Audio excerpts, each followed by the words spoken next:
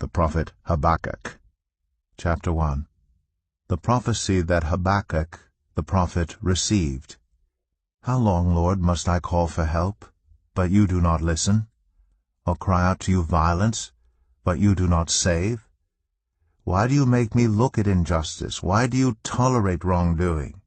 Destruction and violence are before me. There is strife, and conflict abounds.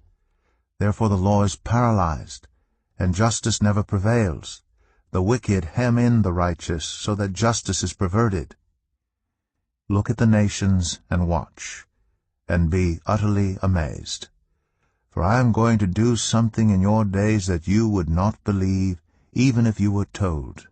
I am raising up the Babylonians, that ruthless and impetuous people, who sweep across the whole earth to seize dwellings not their own. They are a feared and dreaded people. They are a law to themselves and promote their own honor. Their horses are swifter than leopards, fiercer than wolves at dusk. Their cavalry gallops headlong. Their horsemen come from afar.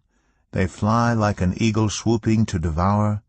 They all come intent on violence. Their hordes advance like a desert wind, and gather prisoners like sand. They mock kings and scoff at rulers. They laugh at all fortified cities. By building earthen ramps they capture them. Then they sweep past like the wind and go on, guilty people whose own strength is their God. Lord, are you not from everlasting, my God, my Holy One? You will never die. You, Lord, have appointed them to execute judgment. You, my rock, have ordained them to punish. Your eyes are too pure to look on evil. You cannot tolerate wrongdoing. Why then do you tolerate the treacherous? Why are you silent while the wicked swallow up those more righteous than themselves? You have made people like the fish in the sea, like the sea creatures that have no ruler. The wicked foe pulls all of them up with hooks. He catches them in his net. He gathers them up in his dragnet. And so he rejoices and is glad. Therefore he sacrifices to his net and burns incense to his dragnet. For by his net he lives in luxury, and enjoys the choicest food. Is he to keep on emptying his net, destroying nations without mercy? Habakkuk 2. I will stand at my watch, and station myself on the ramparts. I will look to see what he will say to me, and what answer am I to give to this complaint? Then the Lord replied, Write down the revelation, and make it plain on tablets, so that a herald may run with it. For the revelation awaits an appointed time. It speaks of the end, and will not prove false. Though it linger, wait for it. It will certainly come, and will not delay. See, the enemy is puffed up. His desires are not upright. But the righteous person will live by his faithfulness. Indeed, wine betrays him. He is arrogant and never at rest. Because he is as greedy as the grave, and like death is never satisfied. He gathers to himself all the nations and takes captive all the peoples. Will not all of them taunt him with ridicule and scorn, saying, Woe to him who piles up stolen goods, and makes himself wealthy by extortion. How long must this go on? Will not your creditors suddenly arise? Will they not wake up and make you tremble? Then you will become their prey. Because you have plundered many nations, the people who are left will plunder you. For you have shed human blood. You have destroyed lands and cities and everyone in them. Woe to him who builds his house by unjust gain, setting his nest on high, to escape the clutches of ruin. You have plotted the ruin of many peoples, shaming your own house and forfeiting your life. The stones of the wall will cry out, and the beams of the woodwork will echo it. Woe to him who builds a city with bloodshed and establishes a town by injustice. Has not the Lord Almighty determined that the people's labor is only fuel for the fire, that the nations exhaust themselves for nothing? For the earth will be filled with the knowledge of the glory of the Lord as the waters cover the sea. Woe to him who gives drink to his neighbors, pouring it from the wineskin till they are drunk, so that he can gaze on their naked bodies. You will be filled with shame instead of glory. Now it is your turn. Drink, and let your nakedness be exposed.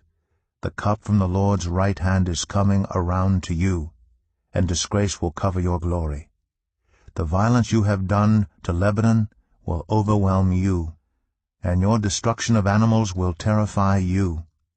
For you have shed human blood, you have destroyed lands and cities and everyone in them. Of what value is an idol carved by a craftsman, or an image that teaches lies? For the one who makes it trusts in his own creation. He makes idols that cannot speak. Woe to him who says to wood, come to life, or to lifeless stone, wake up. Can it give guidance? It is covered with gold and silver. There is no breath in it. The Lord is in his holy temple. Let all the earth be silent before him. Habakkuk 3. A prayer of Habakkuk the prophet on Shigionoth. Lord, I have heard of your fame. I stand in awe of your deeds, Lord. Repeat them in our day. In our time, make them known. In wrath, remember mercy. God came from Teman, the Holy One from Mount Paran. His glory covered the heavens, and his praise filled the earth. His splendor was like the sunrise. Rays flashed from his hand, where his power was hidden. Plague went before him. Pestilence followed his steps. He stood and shook the earth. He looked and made the nations tremble. The ancient mountains crumbled, and the age-old hills collapsed. But he marches on forever. I saw the tents of Cushan in distress, the dwellings of Midian in anguish. Were you angry with the rivers, Lord? Was your wrath against the streams?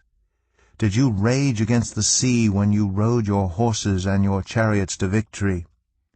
You uncovered your bow, you called for many arrows. You split the earth with rivers, the mountains saw you and writhed. Torrents of water swept by, the deep roared and lifted its waves on high.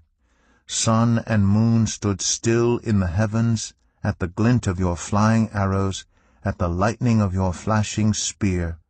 In wrath you strode through the earth, and in anger you threshed the nations. You came out to deliver your people, to save your anointed one. You crushed the leader of the land of wickedness. You stripped him from head to foot.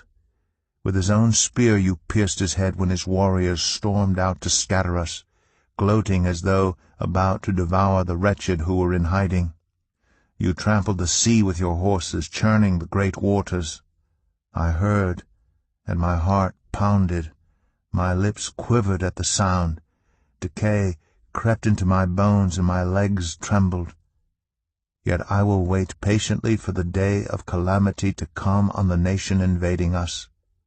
Though the fig tree does not bud, and there are no grapes on the vines, though the olive crop fails, and the fields produce no food, though there are no sheep in the pen, and no cattle in the stalls, yet I will rejoice in the Lord.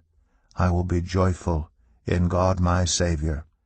The sovereign Lord is my strength. He makes my feet like the feet of a deer.